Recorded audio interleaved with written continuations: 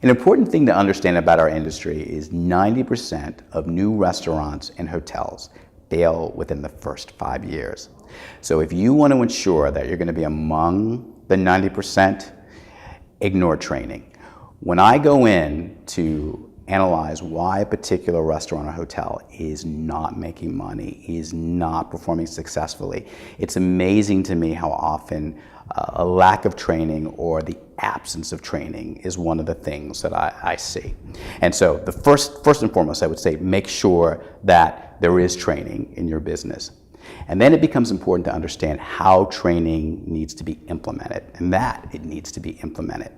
What you have to do is you have to be able to look at the players, the people on your team. You have to be able to look at everybody from the line staff all the way up to the regional and general managers. They all have to understand the responsibilities and roles they have for the business.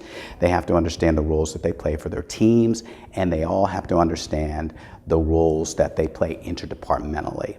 And so there has to be an orientation for new employees especially that establishes that so that they understand the knowledge base that they have to use moving forward. Then training has to be very experiential. It's not just enough to sit around the table and talk about this stuff. You actually have to see them do it. You know, our business is a very active, vibrant one, and there are a lot of skill sets involved that are about doing, and you want to make sure that your staff can do that. You also want to have a way of evaluating their success. So you don't want to take for granted that just because you've seen them do it once that they're going to do it again. You know, there's a way to evaluate them to make sure that what you've given them sticks.